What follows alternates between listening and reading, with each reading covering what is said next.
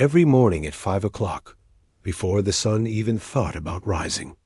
A 62-year-old woman named Viola stepped off the city bus and walked 3 blocks to the Grandview Hotel she had been making this same walk for 17 years. In summer heat, in winter snow, in rain that soaked through her thin coat. It didn't matter what the weather was doing.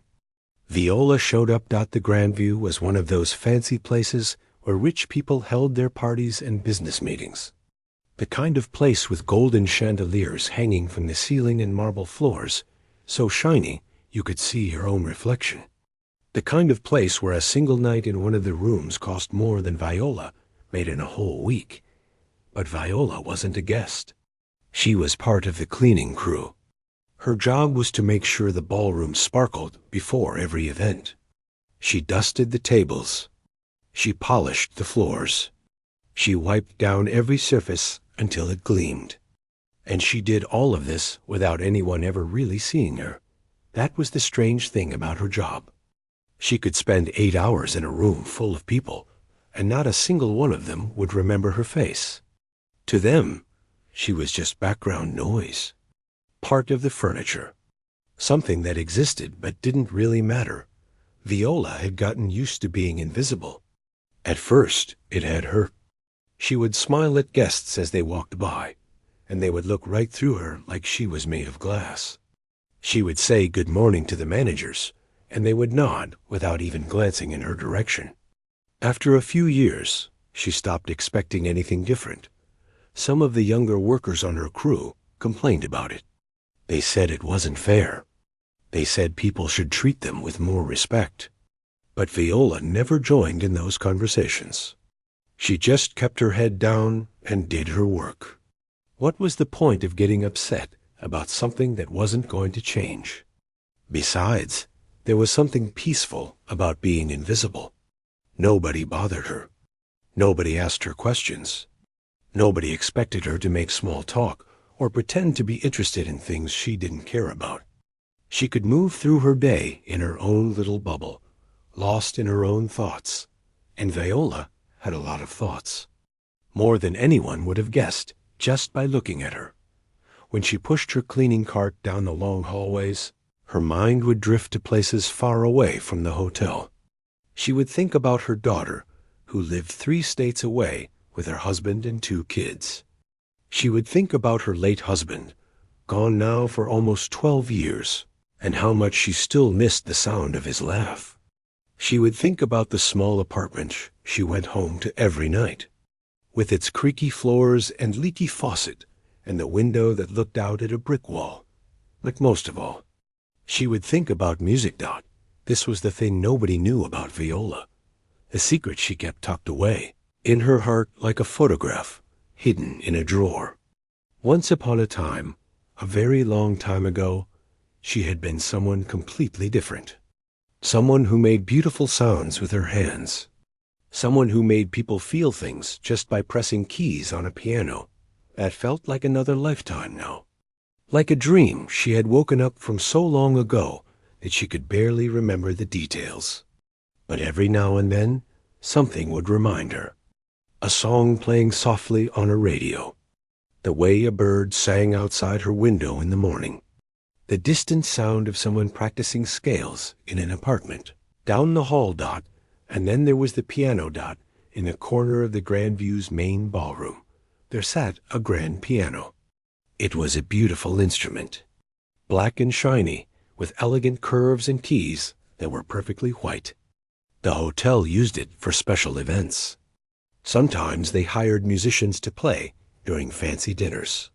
Sometimes it just sat there, silent and waiting, like it was holding its breath. Viola tried not to look at it. She really did. But every time she cleaned that ballroom, her eyes would find their way to that corner. She would stare at the piano for just a moment, and something inside her chest would ache. It was a strange feeling, like homesickness, but for a place she could never go back to. One Tuesday evening, Viola was working late. There was a big charity event happening the next night, and the ballroom needed to be perfect. She had been polishing and scrubbing for hours. Her back hurt. Her feet were sore. She was tired in a way that went deeper than just her body. The other cleaners had already gone home. The ballroom was empty and quiet. The only sound was the soft hum of the air conditioning, and the squeak of her cloth against the marble floor. Viola made her way over to the piano. She told herself she was just going to wipe it down like she always did. Just another thing to clean. Nothing special. She ran her cloth along the smooth surface of the lid. She wiped the dust from the music stand. And then, without really meaning to, she let her hand rest on the edge of the keyboard. The keys were cool under her fingertips, smooth, familiar in a way that surprised her. She hadn't touched a piano in over 40 years. 40 years. That was longer than some people had been alive.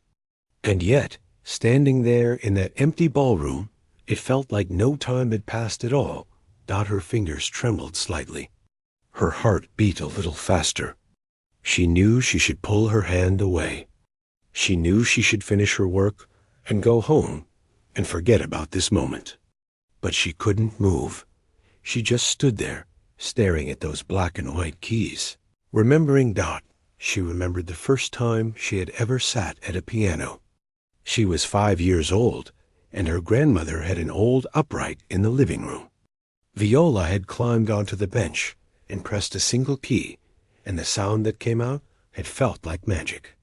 Pure magic. She remembered practicing for hours every day, even when her fingers hurt and her eyes were tired. She remembered her teachers telling her she had a gift. She remembered the way it felt to lose herself completely in a piece of music, to forget about everything else and just play. She remembered the dreams she used to have. Big dreams. Dreams of concert halls and standing ovations and a life filled with music. And she remembered the day those dreams had ended. Viola took a deep breath. The ballroom was still empty, still quiet. No one was watching. No one would ever know. She pulled back the cover from the keys. She looked around one more time, just to make sure she was alone. And then, very slowly, she sat down on the bench. Her hands hovered over the keyboard. She could feel her pulse in her fingertips. Part of her wanted to run away. Part of her was scared of what might happen if she actually played a note. But there was another part of her, too. A part that had been silent for 40 years. A part that was tired of being invisible. A part that wanted, just for a moment, to remember who she used to be. Viola closed her eyes. She took another breath, and she let her fingers rest on the keys. She didn't play anything yet. She just sat there, feeling the weight of the moment, feeling the years pressing down on her shoulders, feeling the ache in her chest grow stronger. What was she doing? She was a cleaning lady.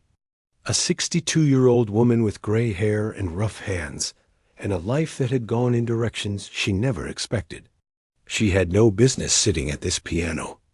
No business pretending she was something she wasn't. But even as she thought these things, she couldn't make herself get up, because the truth was, sitting at that piano felt more right than anything had felt in a very long time. And somewhere deep inside, Viola knew that this moment was going to change everything. She just didn't know how yet. To understand why Viola was sitting at that piano with tears forming in her eyes, you have to go back, way back, to a time when she was just a little girl growing up in a tiny house on a quiet street in a small town that most people had never heard of. Viola's family didn't have much money. Her father worked at the local factory, and her mother took in laundry from the wealthier families in town. They lived paycheck to paycheck, never sure if they would have enough to make it to the end of the month. But despite all that, there was always music in their home. Her grandmother lived with them. A small, gentle woman with silver hair and hands that had seen decades of hard work. And in the corner of the living room, pushed up against the wall, sat her grandmother's piano. It was old and slightly out of tune. Some of the keys stuck when you pressed them. But to young Viola, it was the most beautiful thing in the world. She was 5 years old the first time she played. Her grandmother had lifted her onto the bench and shown her how to press the keys. Viola still remembered the feeling of wonder that washed over her when she heard that first note. It was like discovering a new color. Like finding out that magic was real. From that day on, Viola was obsessed. She would wake up early just to practice before school. She would rush home in the afternoon and go straight to the piano. Her parents had to call her name 3 or 4 times before she would come to dinner. Even then, her fingers would tap against the table, playing invisible melodies only she could hear. Her grandmother became her first teacher. She showed Viola the basics: how to read music, how to position her hands, how to feel the rhythm in her bones. But it wasn't long before Viola surpassed everything her grandmother could teach her. By the time she was 8, people in town had started to notice. They would hear her playing through the open windows in summer and stop on the sidewalk to listen. The church organist asked her to perform at Sunday services. The school principal invited her to play at assemblies. Everyone said the same thing: this girl had something special. When Viola was 10, her parents scraped together every penny they could find and hired a real piano teacher. A stern woman from the next town over who had studied at a conservatory in her youth. The teacher was tough. She demanded perfection.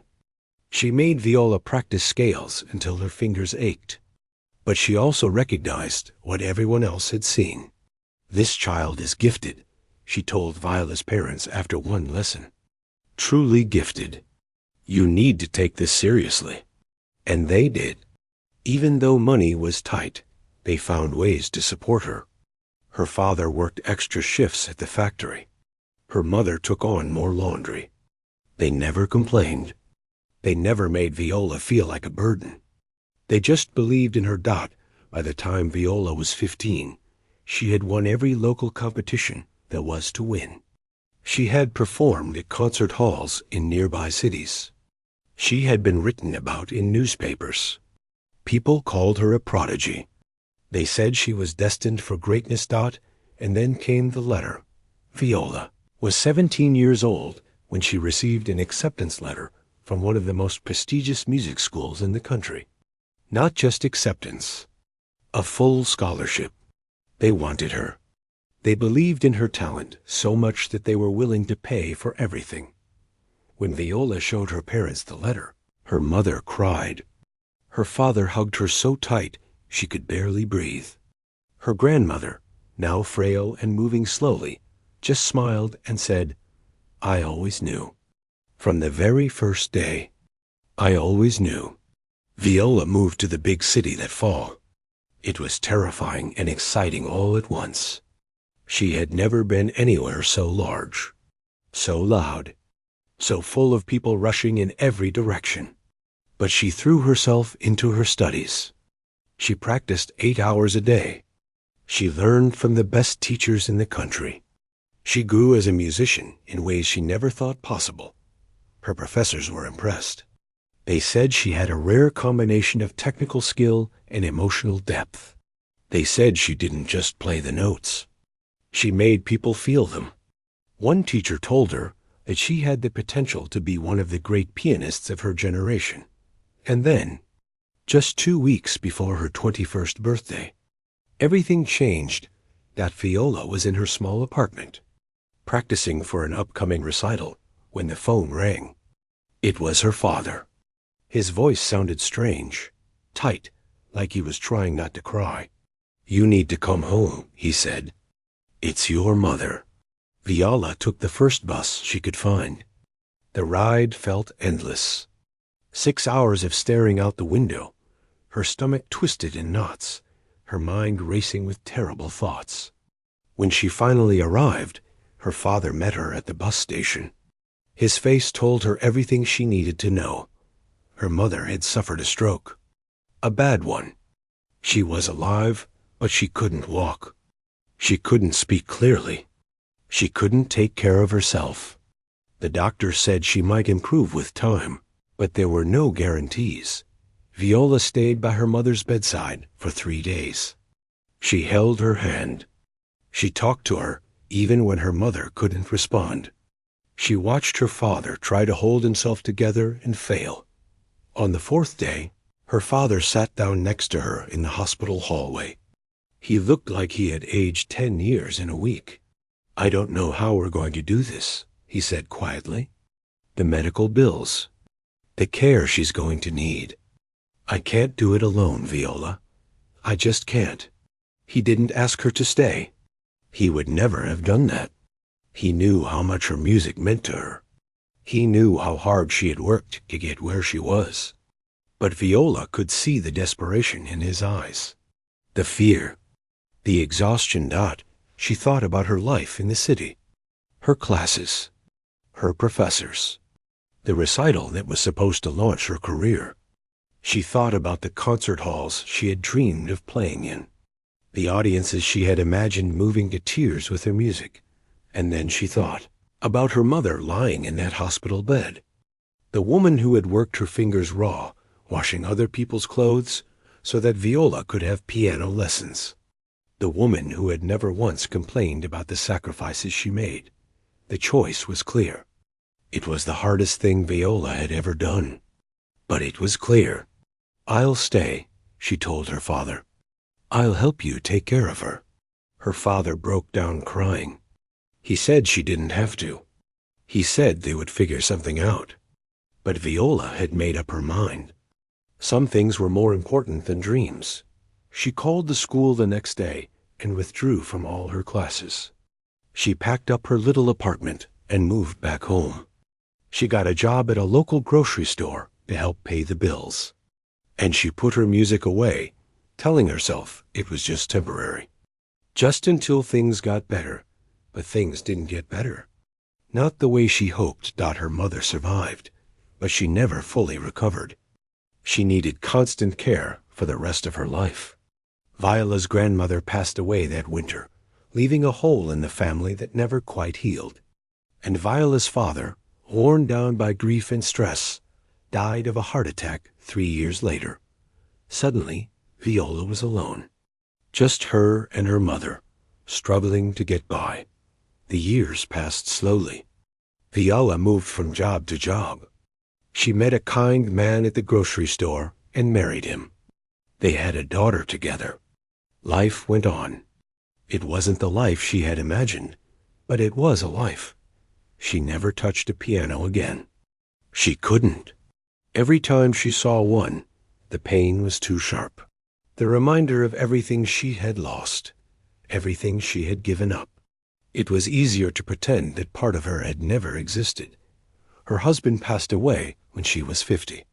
Her mother had been gone for years by then. Her daughter had grown up and moved away. And Viola found herself alone again, working as a cleaning lady at the Grandview Hotel, wondering how her life had turned out so differently from what she had planned. 40 years. That was how long it had been since she had played. 40 years of silence. 40 years of pretending she didn't hear the music in her head every single day.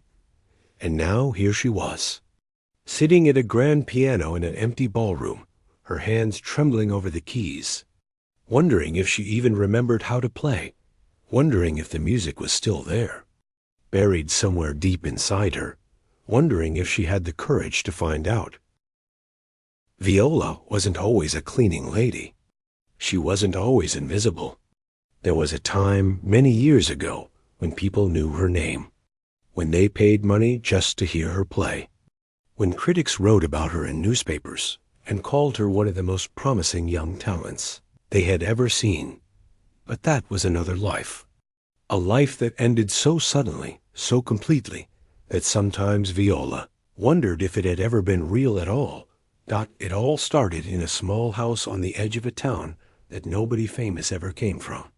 Viola grew up poor. Not the kind of poor where you pretend everything is fine. The real kind.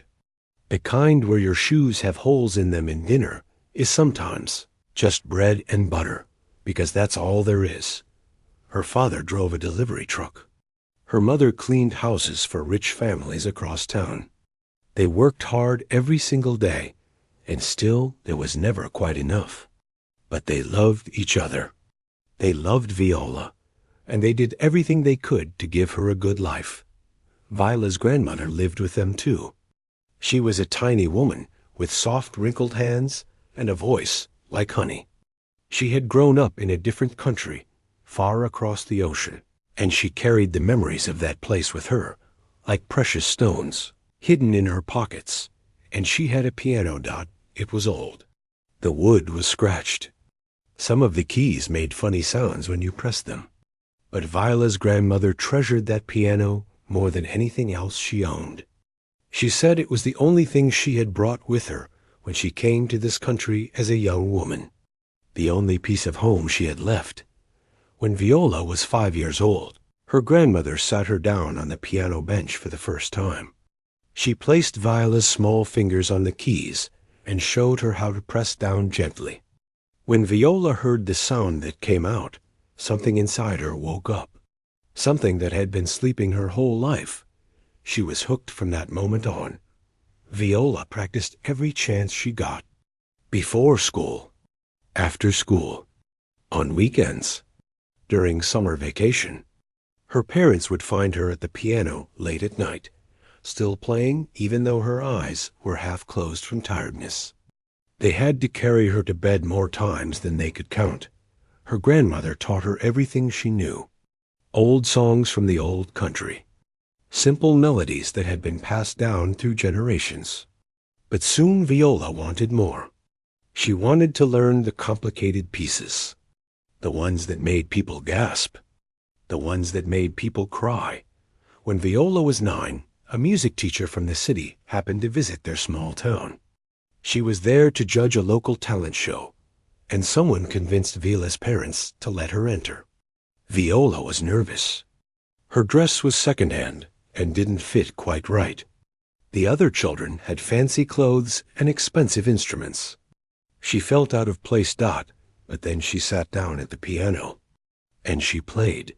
When she finished, the room was silent. The music teacher stood up slowly. She walked over to Viola's parents with tears in her eyes. Where did this child learn to play like that? She asked. Her grandmother taught her, Viola's mother said, confused by the woman's reaction. The teacher shook her head in disbelief. This is not ordinary talent. This is something rare, something special. You need to get this girl proper training. She could go far, very far. From that day on, everything changed. The music teacher agreed to give Viola lessons for free because she believed in her that much. Viola practiced even harder than before. She entered competitions and won them all. Word spread. People started coming to their little town just to hear the girl who played piano like an angel. Dot. By the time Viola was 17, she had caught the attention of people who mattered. Important people. People who could open doors that usually stayed locked. She received a letter that made her mother scream with joy and her father cry like a baby. A full scholarship to one of the best music schools in the entire country. Everything paid for. Tuition, housing, books, everything. Viola could still remember holding that letter in her hands, the paper shaking because her own hands were trembling so much. This was it. This was the beginning of everything she had ever dreamed of. Dot. She moved to the city that fall. It was overwhelming at first. So many buildings, so many people, so much noise. But she found her way. She made friends. She studied with teachers who had performed on the greatest stages in the world. She practiced until her fingers bled, and then she practiced some more. Her teachers said she was exceptional. They said she had something that couldn't be taught, something you were either born with or you weren't. They started preparing her for her first major performance, a concert at one of the most famous halls in the country, the kind of place where legends had played, the kind of place that could launch a career overnight. Viola was 21 years old. She was 2 weeks away from the biggest night of her life. She could already imagine herself walking onto that stage. She could already hear the applause. And then the phone call came. It was early in the morning. Viola was asleep in her tiny apartment when the ringing woke her up. She answered without looking at the screen, still half in a dream. Viola. It was her father's voice. But it didn't sound like him. It sounded broken, hollow, like something had cracked inside him and all the air had leaked out. "What's wrong?" she asked, suddenly wide awake. "It's your mother. She collapsed last night. The doctors say it was a stroke. A bad one. They don't know if she's going to make it." Viola didn't remember hanging up the phone. She didn't remember packing her bag or buying the bus ticket or the long ride home. All she remembered was walking into that hospital room and seeing her mother lying there, connected to machines, looking smaller and more fragile than Viola had ever seen her. Her mother survived, but she was never the same. The stroke had stolen so much from her. She couldn't walk without help. She couldn't speak clearly. Simple tasks that used to take her seconds now took her hours. She needed constant care, and there was no money to hire anyone. Viola's father looked at her with exhausted eyes. He didn't say the words. He didn't have to. She could see the question written all over his face. The impossible choice he couldn't bring himself to ask her to make. Viola thought about the concert, the stage, the career that was waiting for her. She thought about all the years of practice, all the sacrifices, all the dreams. And then she thought about her mother, the woman who had scrubbed floors on her hands and knees so Viola could have piano lessons, the woman who had worn the same coat for 10 winters so Viola could have new sheet music, the woman who had believed in her from the very beginning. "I'm staying," Viola said. She called the school and explained. They told her to take a semester off. They said they would hold her place. They said she could come back when things settled down, but things never settled down. Her mother needed her. Her father needed her. And then her grandmother got sick too. One thing led to another. Months turned into years. The semester off became 2 semesters. Then 3.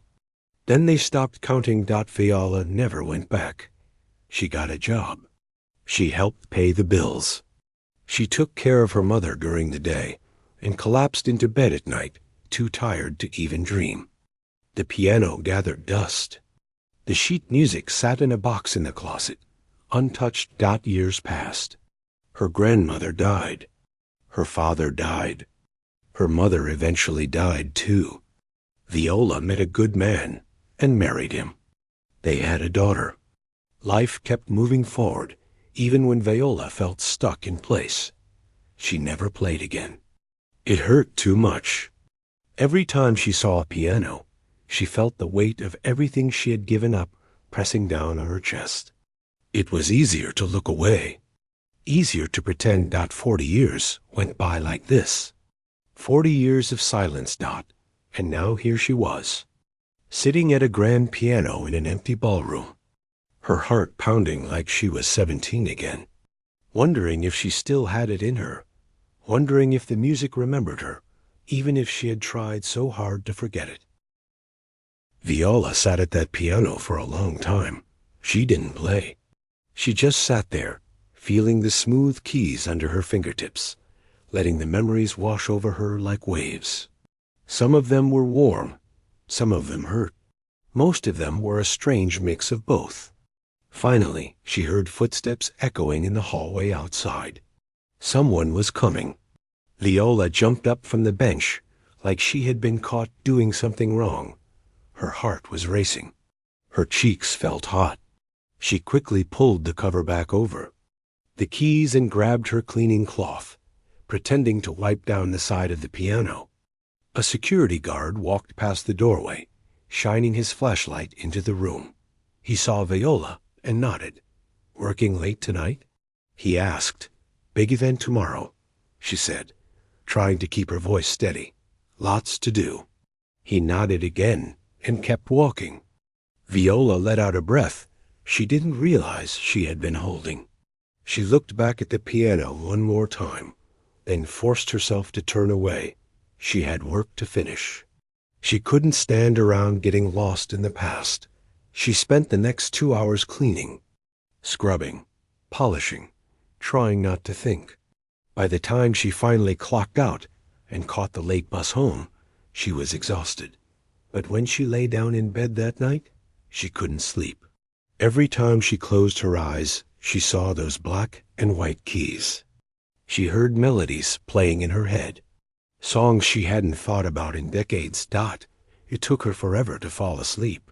And when she finally did, she dreamed about music. The next day was chaos at the Grandview Hotel.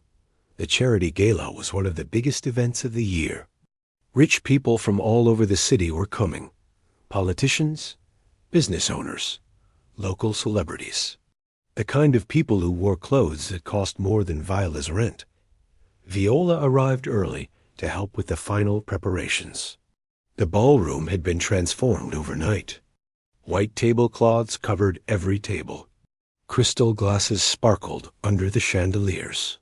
Flowers in tall vases filled the room with sweet perfume. It looked like something from a movie. The cleaning crew wasn't supposed to be there during the event. Their job was to set up before and clean up after. They were supposed to disappear once the guests started arriving. Be invisible, like always. But something happened that night. Something nobody expected. Viola was pushing her cart toward the service elevator when she heard raised voices coming from one of the side rooms. She wasn't trying to eavesdrop, but the door was open and the voices were loud. "What do you mean he's not coming?" A woman's voice, sharp and panicked. "He just called. Food poisoning. He can barely stand up, let alone play piano for 4 hours." A man's voice, trying to stay calm but failing. "The gala starts in 2 hours. 2 hours. We can't have a silent room. We promised live music. It's on all the promotional materials." "I know. I'm trying to find someone else, but every musician I've called is either booked or too far away to make it in time." Viola stopped walking. She stood frozen in the hallway, her hand gripping the handle of her cart. "Can't we just play recorded music?" the man suggested. "Recorded music? At a $20,000 a plate charity dinner? Are you out of your mind? These people expect a certain level of class. We'll be the laughingstock of the city." "Then what do you want me to do? Pull a pianist out of thin air?" There was a long pause. Viola could hear the woman pacing back and forth, her heels clicking against the floor. "There has to be someone. Anyone. Even if they're not professional. We just need background music, something soft and elegant." "Is that really so hard to find?" Viola's heart was pounding. Her mouth had gone dry. There was a voice in her head screaming at her to keep walking, to mind her own business, to stay invisible like she always did. But there was another voice, too, quieter but stronger. A voice that sounded like her grandmother. Before she knew what she was doing, Viola was walking toward the open door. Her feet moved on their own. Her brain was telling her to stop, but her heart had taken over. She appeared in the doorway. The woman and man both turned to look at her. The woman was young, maybe 30, with perfect hair and an expensive dress. She was the event coordinator. Viola had seen her around the hotel before, barking orders into her phone and never making eye contact with the staff. The man was older, wearing a suit that probably cost a fortune. Some kind of assistant or manager. They both stared at Viola, like they couldn't understand why a cleaning lady was interrupting their conversation. "Can we help you?" the woman asked. Her tone made it clear. She didn't think Viola could help with anything. Viola's voice came out smaller than she wanted it to. "I couldn't help but hear. You need someone to play piano tonight?" The woman exchanged a look with the man. A look that said, "Can you believe this?" "Yes," the woman said slowly, like she was talking to a child. "We need a pianist. For the gala. Do you know someone?" Viola took a breath. "I can play." Silence. The woman blinked. The man's eyebrows went up. "Excuse me?" the woman said. "I can play piano. I used to play. A long time ago. I could fill in tonight. If you need someone." The woman looked Viola up and down. She took in the cleaning uniform, the gray hair, the worn shoes, the rough hands. Viola could see exactly what she was thinking. "This old cleaning lady thinks she can play piano at our fancy gala? Is this a joke?" "That's very kind of you to offer," the woman said, her voice dripping with fake politeness. "But this is a very important event. We need someone with real experience. I'm sure you understand." "I have experience," Viola said quietly. "I studied at one of the best music schools in the country, on a full scholarship." The woman laughed. Actually laughed. "Right, and I'm a secret astronaut in my spare time." Something flickered in Viola's chest. A tiny spark of anger, of pride, of something she hadn't felt in a very long time. "I'm not lying," she said, her voice stronger now. "I was supposed to perform at the biggest concert hall in the country when I was 21. I had to give it up for personal reasons, but I can play. I promise you that." The woman opened her mouth to say something dismissive, but the man held up his hand. "Wait," he said. He was looking at Viola differently now, studying her face. "What's the harm? We've got nothing else.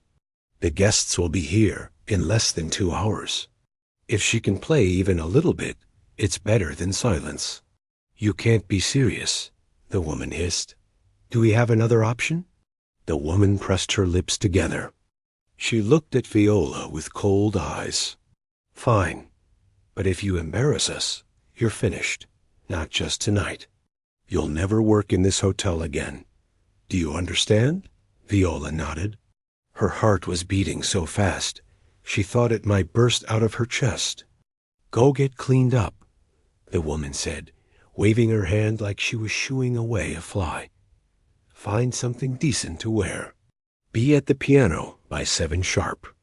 And for God's sake, don't make me regret this." Viola turned and walked out of the room. Her legs felt like jelly. Her hands were shaking. What had she just done? What was she thinking? She found a quiet corner of the service hallway and leaned against the wall, trying to catch her breath. 40 years. She hadn't played in 40 years. Her fingers were stiff. Her memory was rusty. She didn't even know if she could still read sheet music, but it was too late to back out now. She had made a promise. And even if nobody else in that hotel believed in her, there was a small part of Viola that still remembered who she used to be. She had less than 2 hours to find out if that person was still in there somewhere. Viola rushed to the staff locker room. Her mind was spinning. Her hands wouldn't stop shaking. She splashed cold water on her face and stared at herself in the cracked mirror above the sink. What was she doing? This was insane. She was a 62-year-old cleaning lady who hadn't touched a piano in 4 decades. And now she was about to perform in front of the richest, most important people in the city. People who would know immediately if she made a mistake. People who would laugh at her if she failed. But it was too late to run away now. She had given her word. Viola opened her locker and looked at what she had inside. Her regular clothes. A simple dark dress she sometimes wore to church. It wasn't fancy, but it was clean and neat. It would have to do. She changed quickly and tried to fix her hair. There wasn't much she could do. Her gray curls had a mind of their own. She didn't have makeup or jewelry, or anything that would make her look like she belonged at a fancy gala. She looked exactly like what she was. A working woman. A nobody. But then she remembered something her grandmother used to say. "It's not about how you look. It's about how you make people feel." Viola took one last look in the mirror. She straightened her shoulders. She lifted her chin, and she walked out of that locker room like she had every right to be there. The ballroom was already filling up when she arrived. Guests in beautiful gowns and expensive suits stood in clusters, holding glasses of champagne and talking in voices that sounded like money. Waiters in white jackets moved through the crowd, carrying trays of food that Viola couldn't even name. Nobody noticed her walk in. She was invisible again, just another face in the background. She made her way to the corner of the room where the grand piano waited. It looked different now. Earlier, when she had been alone in the empty ballroom, the piano had felt like an old friend. Now, with all these people around, it looked like a stage, a spotlight, a place where she would either shine or fall apart completely. Viola sat down on the bench. Her heart was hammering against her ribs. She could feel sweat forming on the back of her neck. She placed her hands in her lap and took a deep breath. The event coordinator appeared beside her, still looking doubtful. "Remember," she whispered harshly. "Soft background music. Nothing flashy. Don't draw attention to yourself. Just fill the silence. Can you do that?" Viola nodded without looking at her.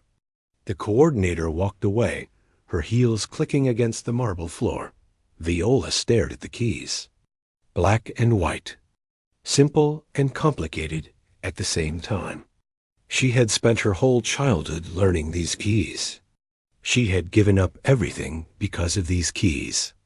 And now they were waiting for her again, after all these years. She placed her fingers on the piano. The ivory felt cool and smooth, familiar, like coming home after a very long journey. She pressed down on one key. Just one. The note rang out, soft and clear. A few people nearby glanced in her direction, then looked away. Background noise. That's all she was supposed to be. Viola closed her eyes. She tried to remember. What should she play? Her mind was blank. 40 years of silence had erased everything. She couldn't remember a single piece. Not one melody. Not one chord. Panic started rising in her chest. This was a mistake. A terrible mistake. She was going to sit here and make a fool of herself in front of everyone. The coordinator was going to fire her. She would lose her job. She would, and then, from somewhere deep inside, a memory surfaced. Not a thought. Not a decision. Just a feeling. Her fingers moved on their own, pressing keys she didn't consciously choose. The first few notes of a nocturne by Chopin floated into the air, soft, gentle, like moonlight falling on water. Viola's eyes flew open. She looked down at her hands like they belonged to someone else.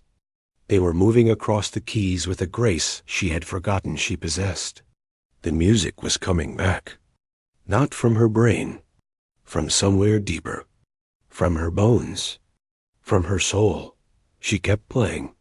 The notes came easier now. One phrase led to the next. Her fingers remembered patterns her mind had forgotten.